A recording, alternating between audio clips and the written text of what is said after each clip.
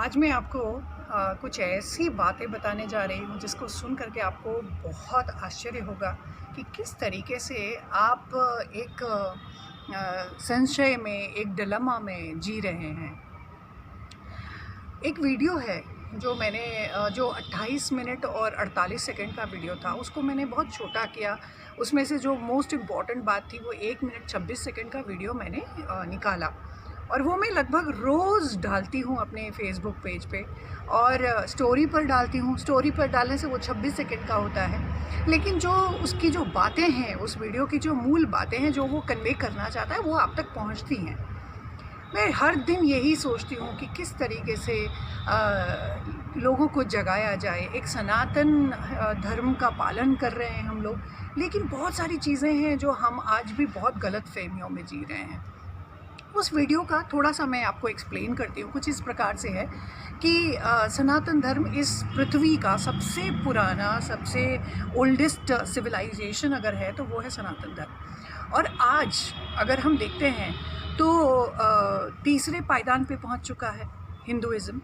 और अगर मान लीजिए अगर आप नॉन बिलीवर्स को भी उसमें ऐड कर लेंगे तो वो चौथे स्थान पर आपका धर्म पहुंचता है। तो आखिर ऐसा क्यों? तो उस वीडियो में ये कहने का आपको कारण बताया गया कि हमारी अपने धर्म के प्रति कट्टरता ना होने की वजह से ऐसा सब कुछ होता है। हम अपने धर्म के प्रति, इसका मतलब क्या है? धर्म के प्रति कट्टर होना, इसका क्या अर्थ है? कि कोई हमारे देवी देवताओं को या हमारी जो मान्यताएं हैं, जो हमारी परंपराएं हैं, उसका अगर कोई परिहास करे, उतना उसको साहस नहीं होना चाहिए। काफ़ी सारी फ़िल्में बनती हैं, आपने देखी, आमिर खान की पिक्चर देखी आपने, जिसमें आपने देखा महादेव को त्रिशूल लेकर के टॉयलेट में जा कर के दौड़ते, लेकिन हमने उसका देख करके भी उसको अनजान कर दिया। फिर हमने एक पिक्चर देखी ओ माय गॉड, जिसमें हमने देखा अक्षय कुमार को, जो भगवान श्री कृष्ण बन कर के ऐसे छल्ला घुमाते हुए लोगों को संदेश देते हैं। बहुत आश्चर्य की बात है कि हमारे धर्म के बारे में इतना परिहास होता है। उसके बाद में एक पिक्चर अभी एक वेब सीरीज़ बनाई गई, कुछ दिन पहले रिलीज़ हुई थी लॉकडाउन के दरमियान। वो था पाताल लोक, जिसमें दिखाया गया था कि तिलक लगा कर के, रुद्राक्ष की माला पहन कर के लोग जय श्री राम का नारा लगाते हैं, लेकिन गलत काम करते हैं। तो हम इतने सहनशील हैं क्योंकि हमको ये लगता है कि यही हमारा सेक्युलरिज़म इसी को कहते हैं, जबकि ये गलत है। मैं आपको बताऊंगी वीडियो के अंत तक। आपको अपने सारे जो भ्रम हैं, वो मेरी ऐसी सोच है कि वो पूरे हो जाएंगे, दूर हो जाएंगे आपके भ्रम। और अगर सच में आप एक सनातन धर्म के लिए जागृति पैदा करना चाहते हैं, अवेयरनेस पैदा करना चाहते हैं, तो प्लीज़ वीडियो को शेयर ज़रूर कीजिएगा, ताकि लोगों को पता चल सके कि आखिर किस तरीके से आपको ठगा जा रहा है। अगर आप दिवाली सेलिब्रेट करते हैं, होली सेलिब्रेट करते हैं, दुर्गा पूजा वेस्ट बंगाल में दुर्गा पूजा मनाते हैं, या आप छठ पूजा करते हैं जैसा कि बिहार में और बाकी उत्तर भारत में मनाई जाती है, अगर आप मान लीजिए नवरात्रि मनाते हैं, गुजरात राजस्थान सब जगह मनाई जाती है, अगर आप इन सब त्योहारों को मनाते हैं तो आप जान लीजिए कि आप सेक्युलर नहीं हैं। क्यों? कैसे? अच्छा, आपने शायद कभी किसी ने गौर किया या नहीं, मुझे पता नहीं, लेकिन अगर आप ऑक्सफोर्ड डिक्शनरी को खोल करके देखेंगे और उसमें सेक्युलर का मतलब ढूंढेंगे, तो सेक्युलर का मतलब होता है one who is not connected with spirituality और रिलीजियस मैटर्स। हिंदी में बोलती हूँ मैं कि कोई भी व्यक्ति जो किसी भी तरीके की आध्यात्मिक या रिलीजियस विषयों से जुड़ा हुआ नहीं है, उसको सेक्युलर कहते हैं।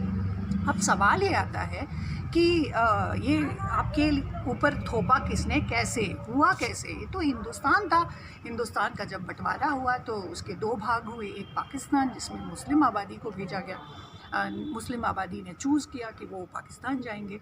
तो आखिर ये हुआ कैसे कि सेक्युलर आप कैसे बन गए अचानक? तो बात ये होती है कि जब ये कॉन्स्टिट्यूशन हमारा ड्राफ्ट हो रहा था, तो भीमराव अंबेडकर जी, जो कि मैं आपको बताऊं बहुत ही पढ़े लिखे और बहुत विद्वान व्यक्ति थे, तो उन्होंने नेहरू जी ने जब उनको ये प्रपोज़ किया कि आप इसमें सेक्युलर डाल दीजिए कॉन्स्टिट्यूशन में, तो उन्होंने मना किया। उन्होंने ये कहा कि जिस तरीके से ब्लड बाथ हुआ है अभी, इस देश का बंटवारा हुआ और इस तरीके से जो खून खराबा हुआ है सब कुछ, तो ये शब्द मैं उसमें नहीं डालूँगा। 2 शब्द थे वैसे जिसका उन्होंने विरोध किया था। मैं आज सेक्युलर की बात करती हूँ। तो सेक्युलर शब्द उन्होंने मना किया कि नहीं, हम इसमें नहीं जोड़ेंगे कॉन्स्टिट्यूशन में। बहुत बहस हुई कि ये ऐसा नहीं, आप डालिए इसको, लेकिन वो नहीं माने और अंत में ये तय हुआ कि चलो ठीक है, आप चेयरमैन हैं ड्राफ्टिंग कमीशन के, आप नहीं डालना चाहते, कोई बात नहीं। तो उसमें नहीं डाला गया, कॉन्स्टिट्यूशन में सेक्युलर शब्द नहीं था। लेकिन 1976 में जब इंदिरा गांधी जी आती हैं पावर में, तो उन्होंने 42nd अमेंडमेंट एक्ट के द्वारा अपने कॉन्स्टिट्यूशन में, इंडियन कॉन्स्टिट्यूशन में उन्होंने सेक्युलर शब्द को जोड़ा। दुख की बात यह है कि उसका मतलब लोगों को ये समझाया गया कि धर्म, सारे धर्मों के प्रति आपकी सेम भावना होती है, उसको हम सेक्युलर कहते हैं। लेकिन अगर आप डिक्शनरी चेक करें और अगर आप जानने का प्रयास करें तो आपको पता चलता है कि सेक्युलर जो है वो व्यक्ति किसी भी धर्म का परायण नहीं करता है। One who is not connected with any spiritual और religious matter is a secular person. अब सवाल ये हुआ कि जो सवाल उठाया था सबसे पहले कि आखिर ऐसा क्या हुआ कि जो पहला, जो सबसे पुराना हमारा धर्म था, सनातन धर्म, वो तीसरे स्थान पे आज आ चुका है। तो बात ये होती है कि जो दूसरे धर्मों के लोग हैं, हमको तो सिखाया गया रघुपति राघव राजा राम, पतित पावन सीताराम, ईश्वर अल्लाह तेरो नाम। लेकिन इसके पीछे का उद्देश्य क्या था? उसके पीछे उद्देश्य ये था कि शायद वो ये कहना चाहते थे कि आप लोग जो हैं, सनातन धर्म हमेशा से टॉलरेंट रहा है, तो उस वजह से शायद ये धारणा रही होगी कि उधर जो लोग हैं उनको ये बताया जाए कि आप भी ये मान्यता लेकर के चलिए। लेकिन इस्लाम कहता है कि हम सिर्फ एक ही को पूजते हैं और वो है अल्लाह। हम दूसरा किसी को नहीं पूजते, हम कुछ की और उसके अलावा कुछ मानते नहीं। खुशी होती है एक तरीके से देखने से कि कम से कम वो अपने धर्म के प्रति समर्पित हैं। तो समय अब ये है आपके सामने में कि जब आपको आज सेक्युलर का शब्द पता चल गया है, मीनिंग पता चल गया है, तो आप में से कितने, मैं तो सेक्युलर नहीं हूँ, ये मैं बहुत दावे के साथ कह सकती हूँ। और मैं जब पॉलिटिकल साइंस की स्टूडेंट बनी थी, तब से जब हमको इंडियन कॉन्स्टिट्यूशन पढ़ाया गया, तब से कहा गया था India is a sovereign socialist secular democratic Republic, उस दिन मैंने ये सारे शब्द ढूंढे थे और पता किया था कि आखिर ये है क्या इसके पीछे सेक्युलर। मैं तब से ये जानती हूँ कि मैं सनातन धर्म की उपासक हूँ, मैं सेक्युलर नहीं हूँ। आप अपने बारे में निर्णय कीजिए कि आप क्या है। Thank you.